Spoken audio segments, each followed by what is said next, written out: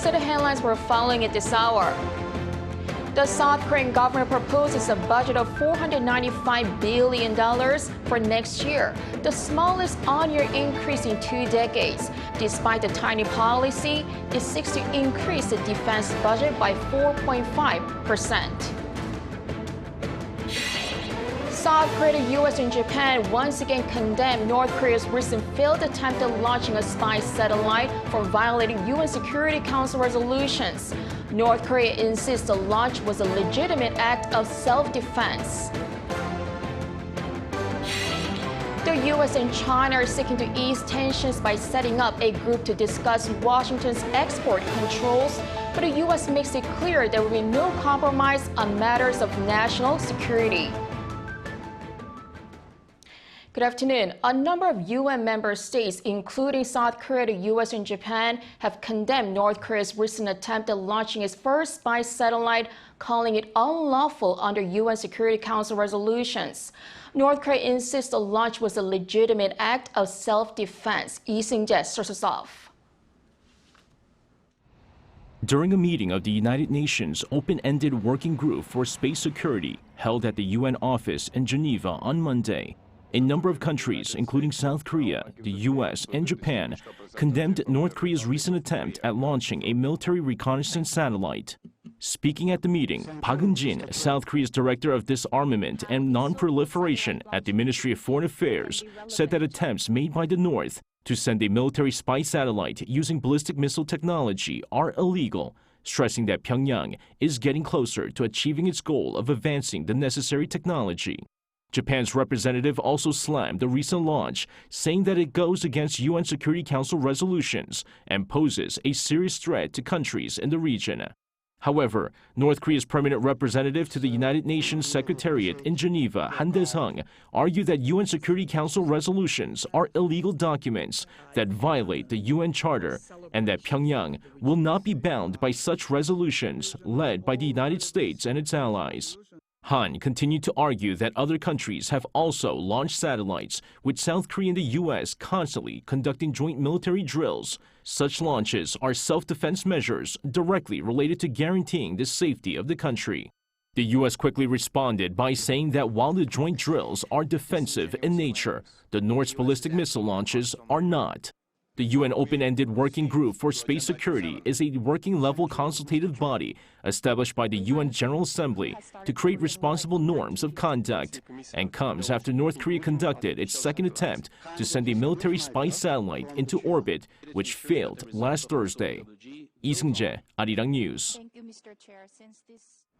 Amid tensions in the Korean peninsula, North Korean leader Kim Jong-un called for his navy to ramp up war readiness and said it will become part of the regime's nuclear deterrent. Kim also criticized Seoul, Washington, and Tokyo for their plans to hold trilateral military drills. Our North Korean affairs correspondent Lee Dae-yeon has more.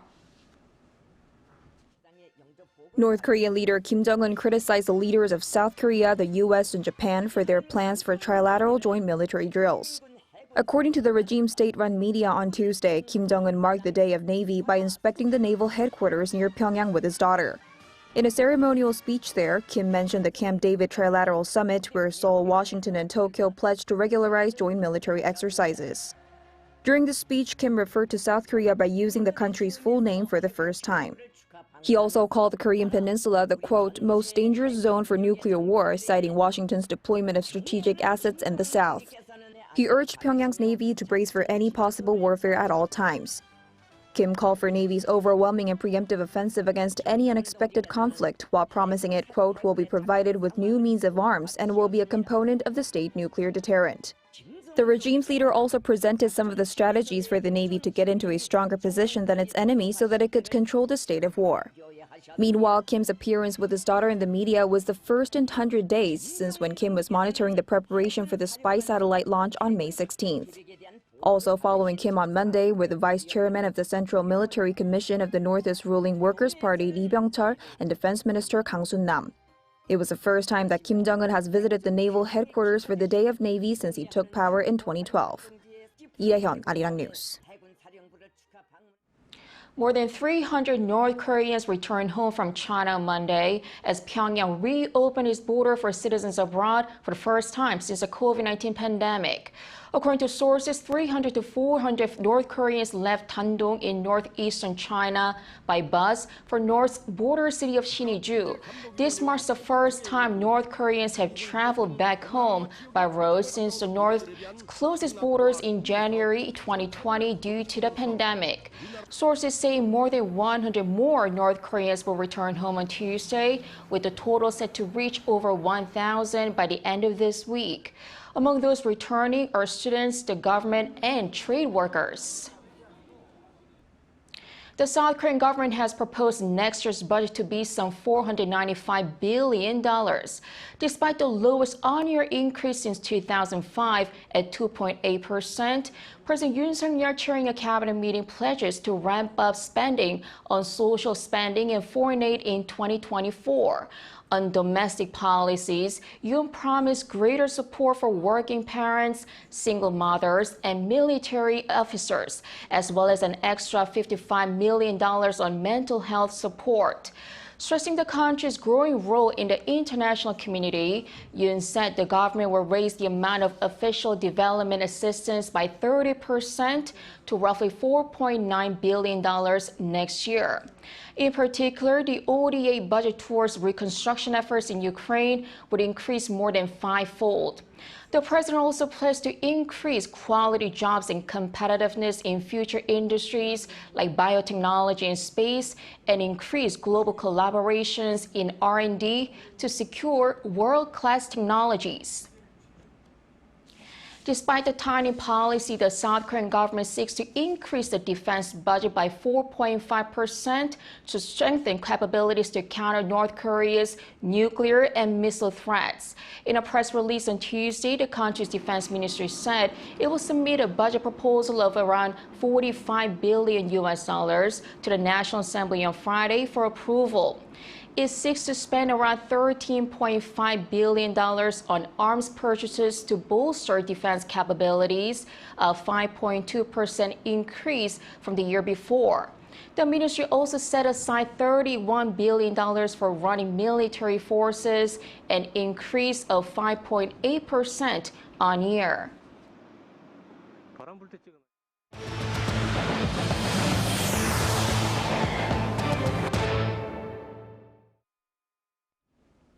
The U.S. and China are seeking to ease tensions by setting up a group to discuss Washington's export controls.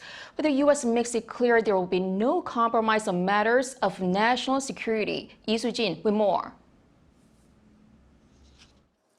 The United States and China have agreed to set up new channels of communication in an effort to bolster their economic relationship.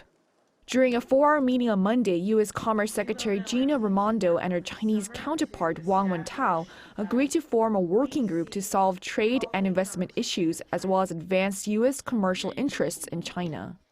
The working group will hold vice ministerial meetings twice a year, with the first meeting to be held early next year in the U.S. The U.S. and China also agreed to a government information exchange that will serve as a platform to discuss export control issues. The first in-person meeting will be held on Tuesday in Beijing.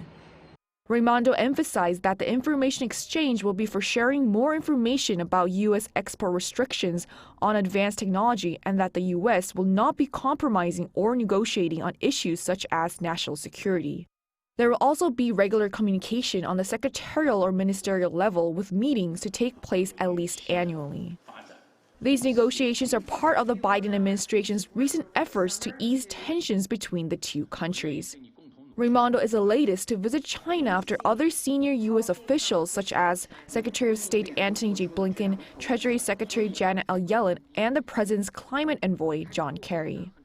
Raimondo emphasized the importance of stable economic relations between the two nations. As you well know, our teams have worked over the summer to establish new information on this point. We seek healthy competition with China.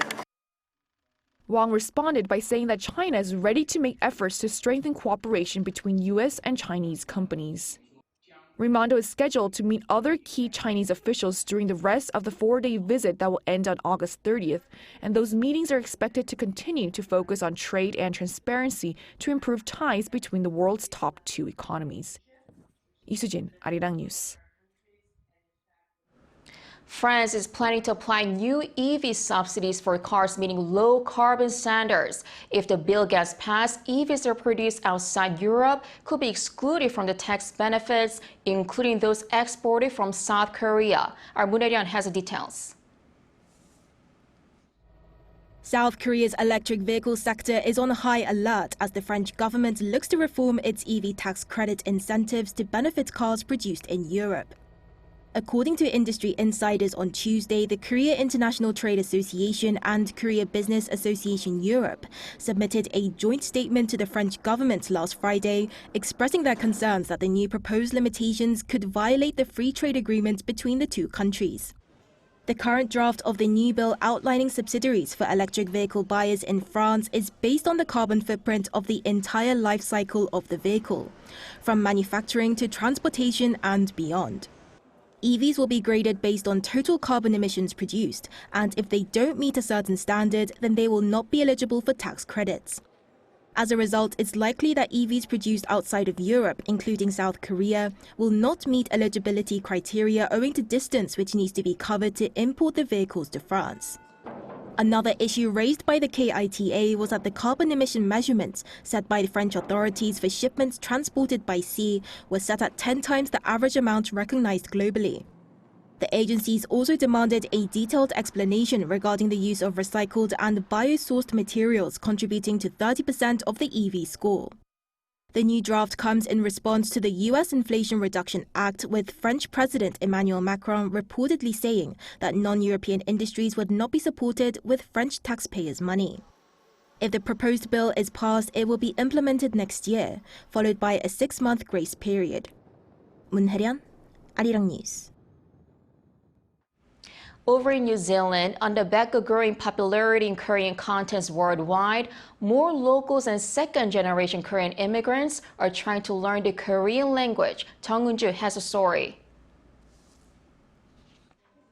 This is a Korean language class open to locals every weekday evening. People of various ages and occupations learn Korean here. Recently, Korean culture such as K-pop and Korean dramas has become popular in New Zealand, increasing interest in learning Korean. The number of applicants also surged this year at the Korean Education Center in New Zealand, which was established in 2012 and mainly provides education for locals.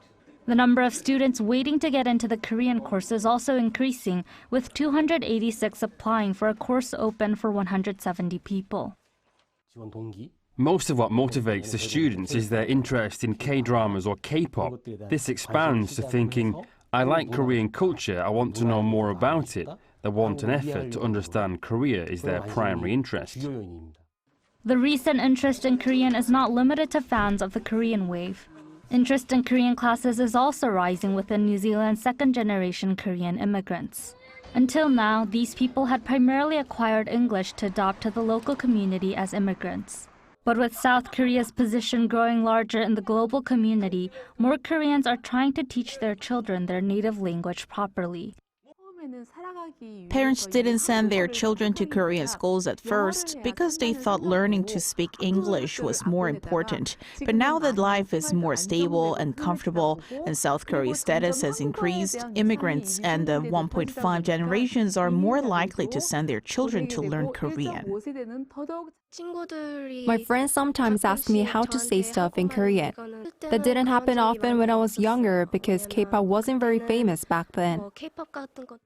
Korean students may also learn about Korean culture and history at the language schools. The most important reason to learn this is because we're Korean, so it's important not to lose our culture, language, and art.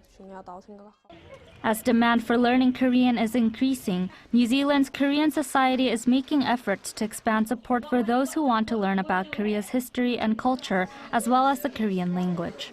Jong-un, Arirang News. One of the nightmares for farmers is a viral infection in their crops, as transmission is very fast and there's no treatment.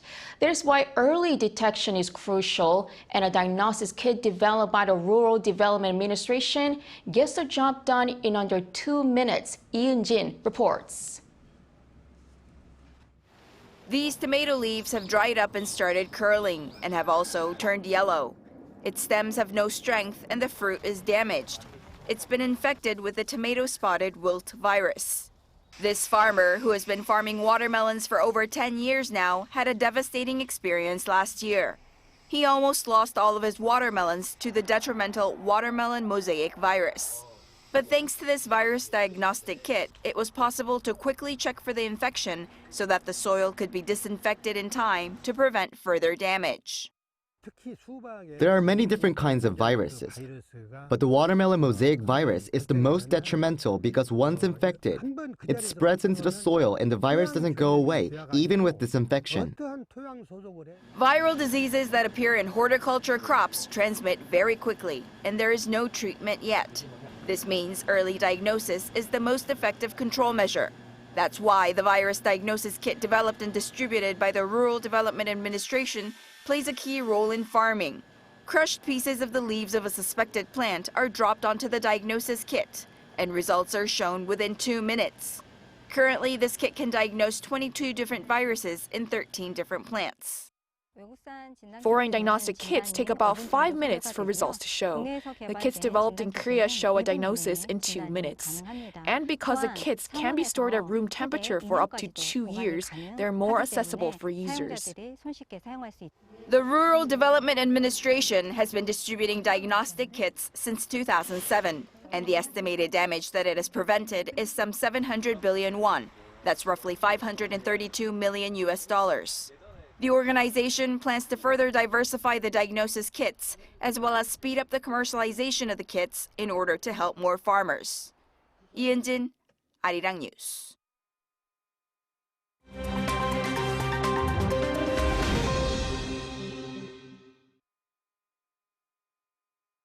Let's take a look at what's going on in the world now.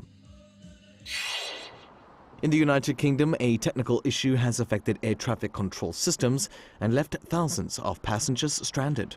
Issues started on Monday when the National Air Traffic Service's automatic processing of flight plans malfunctioned and had to be handled manually. It also meant that the number of planes landing needed to be temporarily restricted. The glitch lasted several hours but was fixed on the same day. Despite this, airports and airlines have warned that delays could continue for a few days. According to aviation data, around 8% of flights departing UK airports and 9% of incoming flights were affected on Monday. Passengers due to fly have been asked to head to airports only after confirming that their flights will depart as scheduled. Now, France is set to ban school children from wearing abayas in public schools. Abayas are loose-fitting, full-length robes worn by some Muslim women. The government announced on Monday that they would be banned from September, the start of the next academic year. The ban drew applause from the country's right, but those on the left claim it violates Muslim women's rights, while opposition lawmakers have called it a new Islamophobic campaign. France has employed strict bans on religious symbols, such as large crosses in schools, since the 19th century. It says such symbols violate secular laws. In the United States, the opening of a roughly 200-year-old lead box at the military academy West Point ended in disappointment. The much-anticipated opening was live-streamed on Monday and attended by staff, students, and a panel of historians. But the box turned out to be empty, with nothing inside except some mud and silt. The mysterious box was discovered in May during the removal of a statue, leading experts to guess that it was a time capsule, put in place when the statue was erected in 1829.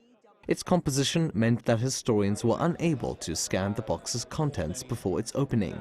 The box's muddy contents will be analyzed for anything of value. And finally, crowds gathered at a UK pub on Monday to watch the World Gravy Wrestling Championships. 16 men and 8 women took to the condiment-filled ring at a pub in Rossendale, Lancashire to compete for the title. The pub has been holding the annual event since 2007 to raise money for charity. Fights last 2 minutes and some 2,000 litres of gravy are used over the event. Gravy wrestlers are judged by a 4-person panel that scores them on wrestling ability, comedic timing and fancy dress. This year saw Raven Gravy win the men's division, while Baku Bavarian clinched the women's title.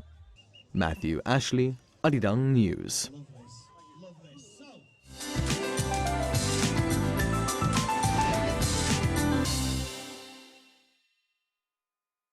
Good afternoon. We need to brace for heavy rainfall today. Thick rain clouds will keep moving in from the west coast.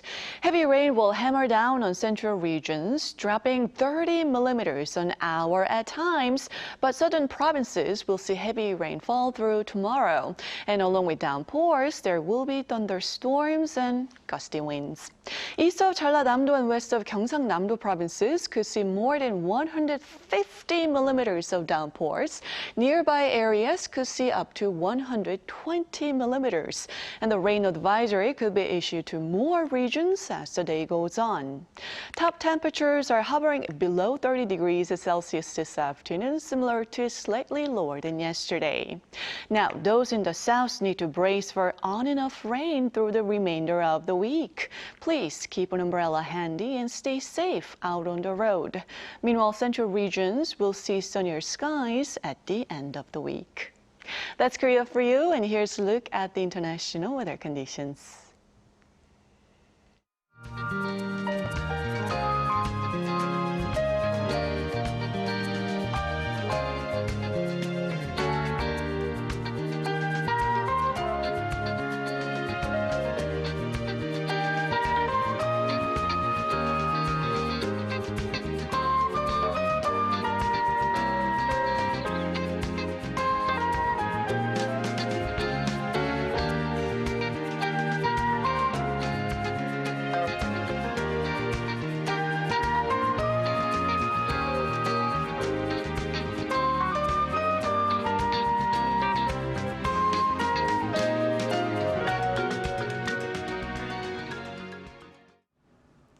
In the world of League of Legends, one of the most popular esports, Faker is arguably the greatest player, often hailed as the Michael Jordan of esports, winning 3 world championships.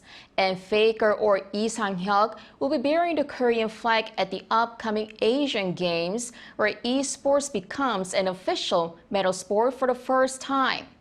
Back at the 2018 Games, it was a demonstration sport where Faker brought home a silver. Well, this year it's the real thing, and Faker vows to do his best to represent the country, which is an esports heavyweight. South Korea will be competing in 4 esports events, and hopes are high for Team Korea's historic first esports medal. That's all for today. Thanks for watching.